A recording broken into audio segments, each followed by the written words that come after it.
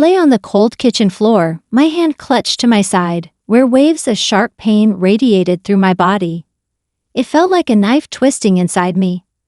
My 7-year-old daughter, Sandra, stood nearby, her small face etched with fear. "Mommy, are you okay?" Sandra's voice quivered, barely above a whisper. I tried to sound reassuring despite the agony. "I'll be fine, honey, just a bad stomach ache," I lied, attempting to mask the severity of my pain. Footsteps echoed through the hallway as my husband Dylan appeared in the doorway, his expression one of annoyance rather than concern.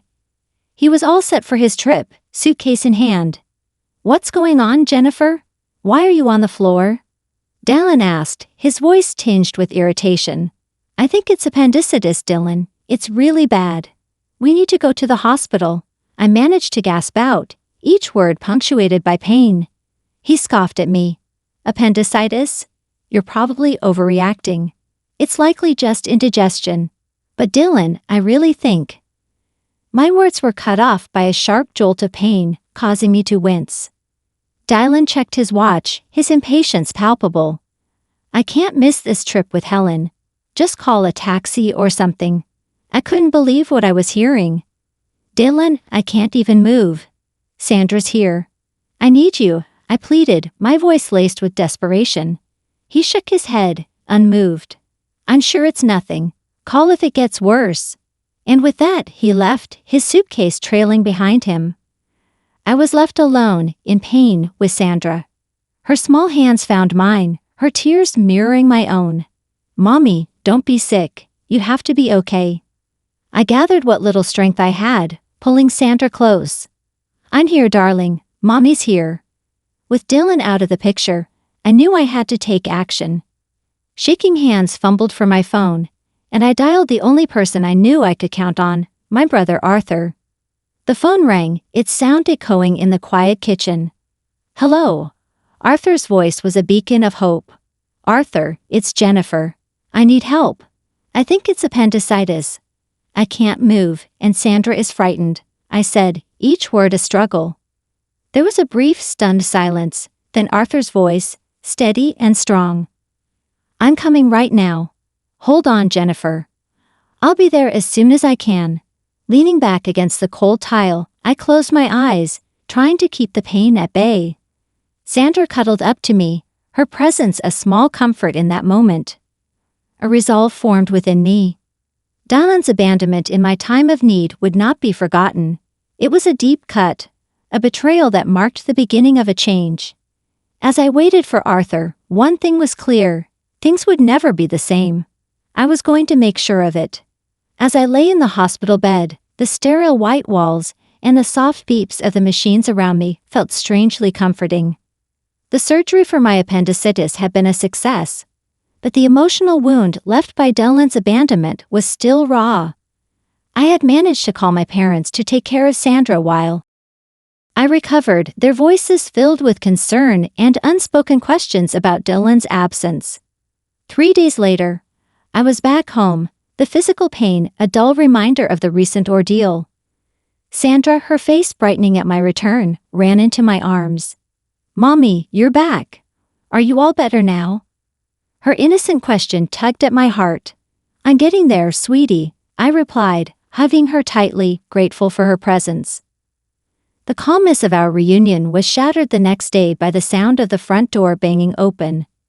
Dylan and his sister, Helen, stormed in, their voices raised in frustration. "Why didn't you pick us up yesterday? We had to spend extra on a taxi and train fares." Dylan's voice was loud and accusing as he entered the living room. I felt a surge of anger at his audacity. "Welcome back. You must have had a tough time," I said coldly, meeting his gaze with a glare. Dylan stopped in his tracks, surprised by my icy reception. Helen, too, seemed taken aback by the tension in the room. "What's with the attitude, Jennifer?" Dylan demanded. I couldn't hold back any longer.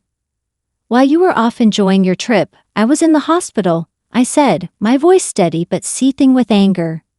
"And you, Helen, always demanding Dylan's time without a thought for his family." Helen's face threatened, and Dylan looked bewildered. "What are you talking about?" You were okay, right? He retorted, his tone dismissive. It's not just about being okay, Dylan. It's about being there when your family needs you, I shot back, my frustration boiling over. Before Dylan could respond, the living room door opened, and in walked Arthur, our parents and Dylan's parents. 14 eyes filled with varying degrees of anger and disappointment were fixed on Dylan and Helen. Why is everyone here? Dylan's voice faltered, his confidence waning under their collective glare.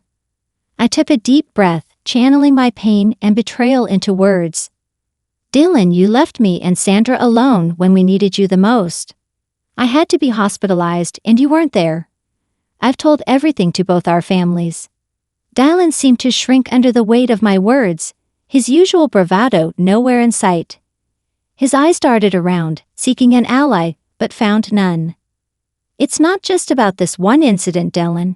It's about all the times you've put Helen's needs above your own family, my brother Arthur added, his tone laced with disappointment. Helen, usually so confident, looked uncomfortable, her gaze shifting from the floor to the angry faces around her. Dylan tried to defend himself, his words a mix of excuses and feeble attempts at justification. The confrontation was intense, the air thick with tension, but for me, it was a turning point. I realized that I couldn't continue living in the shadow of Dylan's neglect. It was time for change, time for me to stand up for myself and Sandra. The meeting ended with no resolution, but the message was clear. I had the support of both our families, and Dylan's careless facade had been shattered. As they left, Dylan's parents gave me a look of sympathy, a silent acknowledgement of their son's failings.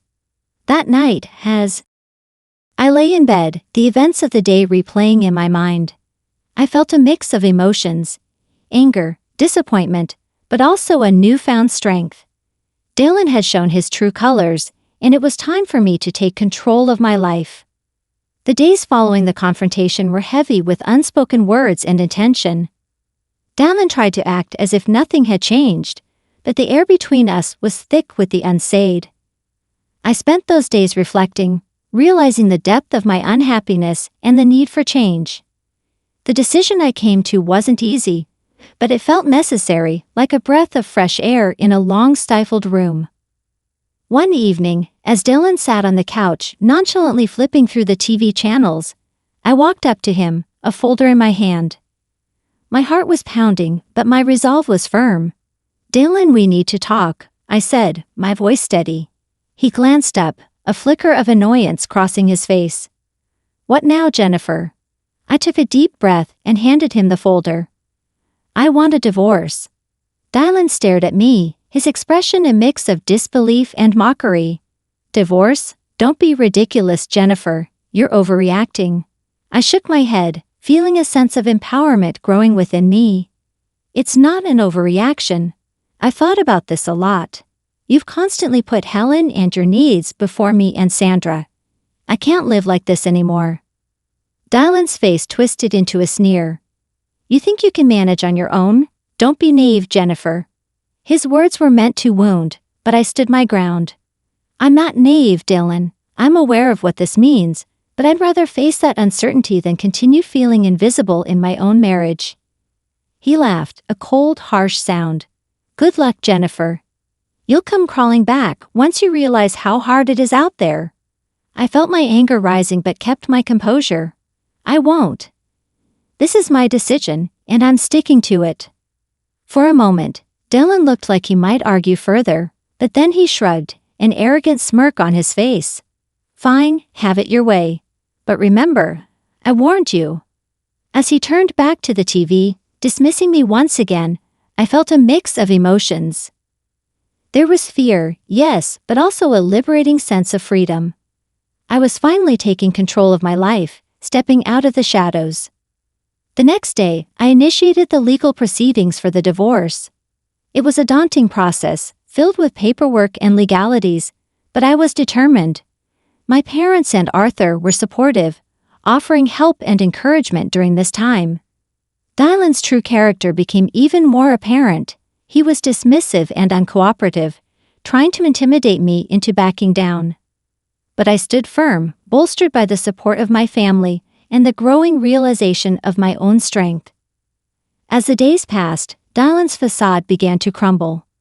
The charming, confident man I had married was revealed to be selfish and manipulative, his true colors exposed for all to see. The divorce proceedings were tough, but I faced them head-on, each step forward a testament to my newfound resolve. I was no longer the woman who lay on the kitchen floor, ignored and in pain. I was a woman reclaiming her life, her dignity, and her happiness. The divorce was a grueling process, marked by Dylan's attempts to undermine and belittle me at every turn.